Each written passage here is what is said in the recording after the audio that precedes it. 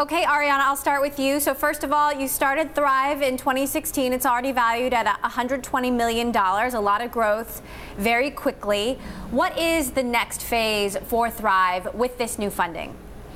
So, Emily, we spent the first year with multiple clients around the world, refining our IP, our behavior change, pathways, micro steps, and now with this new funding, we'll be able to productize it, to actually create digital, science-based behavior change offerings, both for corporations around the world and for consumers, to help them reduce the stress and burnout in their lives while improving their productivity. I think at the heart of Thrive Global is this fact, which is entirely science-based, that our well-being and our performance are tied together. They rise and fall together, and when companies realize that, they will continue to accelerate their investment in their human capital, because that has immediate and verifiable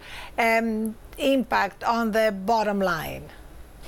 Somesh, you're joining the board of Thrive. IVP has also invested in Twitter, in Snap, in Slack. What do you see in a company like Thrive, besides the founder being Arianna Huffington? Well, thanks for having me, Emily. I think the big thing we look for is evidence of product market fit and hypergrowth. And what was amazing is when we looked at Thrive compared to other enterprise-focused companies that we'd invest in, including SuccessFactors, Domo, and others of those sort, Thrive's first year is out the gate in terms of customer adoption. Revenue growth were phenomenal in the top quartile of all deals that we've done, and much far above what we typically look at. And beyond that, I think we sort of look for in enterprise businesses evidence of land, expand, renew, and refer. So they were landing big customers with actually sizable contracts, even before they had a fully fledged sales force when they were experimenting. They were renewing those contracts before those contracts were even due. They were expanding into different departments and different use cases. And then the best part that we really look for is the customer referring this product, this service over to other people in the industry? Because people in human capital know each other very well, and it's a small, close-knit community. Arianna, you're trying to do something very difficult, which is change behavior. What kind of change are you actually seeing, and how much more work is there to be done? Emily, there is a lot of work to be done, but what is exciting is that we're at a tipping point, that more and more individuals and more companies are realizing that we have been living under this delusion that in order to succeed, you have to burn out. So what we've done, as well as our B2B offerings, we've created a media platform which takes everything I've learned from 12 years at the Huffington Post and basically brings together the latest science that proves unequivocally that, in fact, when we take care of ourselves, when we put our own oxygen mask on first, we are more effective at work. And also new role models, people in the arena, very successful people like Jeff Bezos and Richard Branson and Eric Schmidt and Sheryl Sandberg, writing about how they prioritize their own well-being, and that makes them better at work. Jeff Bezos, for example, wrote a piece that went crazy viral, and the headline was, "Why am I getting 8 hours of sleep is good for Amazon shareholders?" And he actually broke it down that when he got only 6 hours sleep, his decisions, he wrote, were not as good. And as he put it, my value is not in the amount of decisions I make, but in the quality of decisions. So people want that reinforcement, that permission, if you want, that goes against a lot of our mainstream culture, which still valorizes people who are always on, who never recharge, and ignores the data that has a very negative impact on business metrics.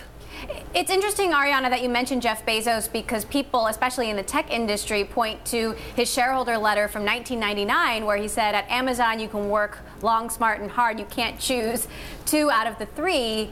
And here in Silicon Valley, you hear investors and entrepreneurs often boasting about how long, smart, and hard they work, how their life is unbalanced and yet more fulfilling, and nobody talks about how to work sustainably. How big a problem is that? Well, first of all, the difference, Emily, is between 1999 and 2017. You know, we've learned a lot over those years. We have a lot more science and a lot more data and a lot more evidence that cultures that are fueled by burnout lead to employees acting out. We have a direct correlation between burnout and unprofessional behavior and the impact this has on business metrics. So we know more, and that's why leaders like Jeff Bezos are changing the way they look at the world, both in terms of their own lives and in terms of the culture they're building.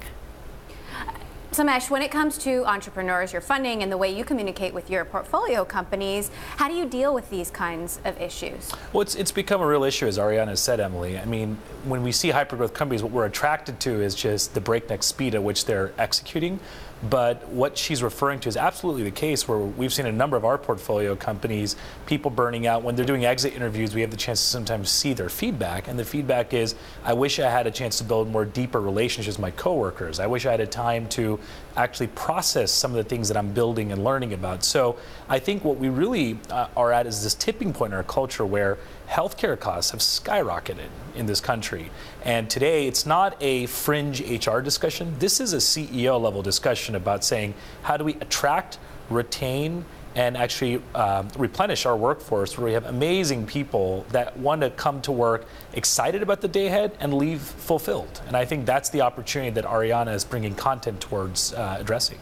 Speaking about another potential tipping point, I have to ask you guys about the continued sexual harassment and discrimination allegations that are impacting not just tech, but the media industry, politics. Matt Lauer was just fired from NBC. Charlie Rose fired from CBS. Bloomberg has ended its production and distribution arrangement with Charlie Rose.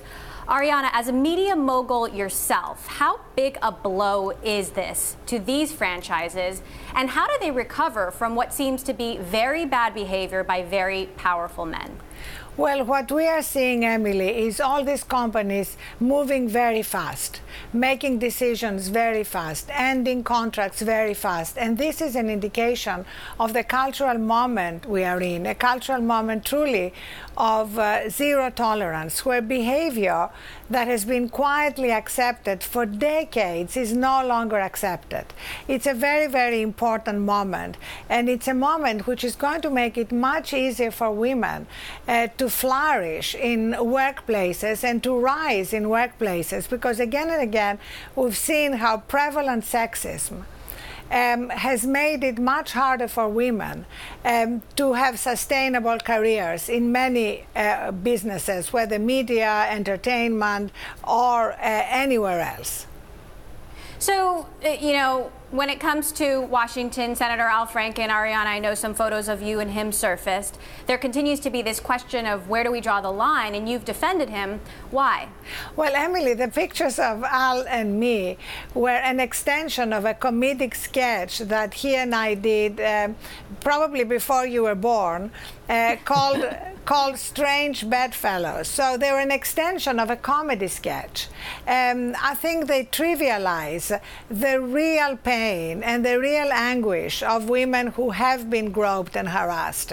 And so it's not about defending Al, it's about making it clear what us joking around during a photo shoot about a comedic sketch were about. Somesh, what kind of conversations have you guys had within IVP about these issues, about funding women, about making sure bad behavior isn't happening at your own company? Yeah, I mean, I think, Emily, the best, we look at this as an opportunity for everybody in the industry, venture capital firms and entrepreneurs, to take a closer look at themselves. It's very easy to sit here and point figures at everybody else, but we looked at it and said, how can we have an inclusive conversation in our own firm about improving our practices and making this the firm that we're proud of, not for just now, but generations to come. We've continued investing in the best entrepreneurs, male and female, and we've continued to promote diversity and inclusion in our hiring practices. We've talked to a number of people in the industry about improving our own measurement. I think the big thing is, how do you measure behavioral change? Just like Arianna was talking about Thrive, each firm also has to take an objective view and say, can we do better, not be defensive and say, hey, why are people accusing us for this or that? I think I'm actually very excited about some of the changes that we've started to implement, and I actually think Thrive is an example of an investment where it's not just focusing on burnout, it's focusing on mental health more broadly, and how do we improve the conversation in this country about it. Arianna, you've been part of what everyone seems to hope is a major cultural transformation at Uber, and yet the bad news continues to come out. Now there's this massive hack attack that the company covered up. You know, when did the board learn about that, and what's your sort of sense of when the bad news will stop? Well, when the board learned about it after Dara became CEO, we did a full investigation. And as soon as we had the results of the investigation, Dara announced it to the public. I think we are very lucky to have a CEO who is both unflappable and willing to make big, bold bets into the future. Uber's still facing 5 various probes, and I'm wondering if you worry at all about being on the board yourself. You know, you joined before there was any real significant bad news. Do you feel like you were misled by Travis Kalanick? No, I never feel I was misled. And I think what is interesting now, today, for example, looking back at the testimonies this week around Waymo, we remain very confident of our facts in this case. Nothing in this week's testimonies that have been in the news has changed that fact. As you know, the SoftBank tender has been launched. We are very happy about that. So there are a lot of good news and a lot of, as you said at the beginning, Emily, proof points of the cultural transformation. Dara announced the new cultural values, which no longer include some of the old cultural values, like being always on, like working smarter, longer, harder was also an Uber cultural value, no more. Doing the right thing, period, is now a cultural value. So we're very excited about all the amazing changes that have been happening over the last 2 months. Is the goal with Thrive to make sure a new company like a new Uber doesn't get started that way, that starts off on the right foot? One of the goals of the company is to help hypergrowth companies recognize that for the growth to be sustainable, management needs to invest in human capital, not just in technology. Because the truth is, and we have all the data to prove that, Emily, that when employees are burnt out, they act out. We can see that from our own experience. When I'm exhausted and burnt out, I operate at the worst part of myself. You know, I'm more reactive, I'm more irritable, I'm less empathetic. We see that across a company. It has a huge impact, especially for women, because people's unconscious biases come out, their behavior is more unprofessional, and that's why any company that really wants to grow fast, and we all want to grow fast, needs to also invest in a sustainable, thriving culture. Somesh, are you looking for any signs now, earlier on, that things could be getting off on the wrong foot when a company starts? Absolutely, Emily. I think for a lot of us, you know, masked with the great progress and the great growth has been underlying cultural issues both in the Valley and some of these companies. So we certainly think not only Thrive is a great mechanism by which to flag the right ways to look for these things, but also are taking more of an active role in trying to screen for some of these attributes that can lead to cultural issues downstream. I think more than anything, it's having the honest conversation with fellow board members, other investors, extended management teams about these issues, so that you know, to Arianna's point, it's not catching them well after they've occurred. It's actually trying to understand what the root causes of some of these things. And I think dialogue is a great way to strengthen those strong cultural norms and foundations. So Arianna, I know you've said that a lot of this new funding will go towards new hiring. What are the priorities now? Well, Emily, thank you so much for asking that, because I want to ask any great engineer watching to apply for our dozens of openings. The majority of the funding is going to go into building our product and engineering teams, both in New York, Los Angeles, and San Francisco. We would be particularly excited to hire women engineers. And since the goal for this funding is to productize our IP, to make our behavior change modules and products available to tens of millions of people around the world, we want to accelerate that process by hiring a great team that can execute on our vision.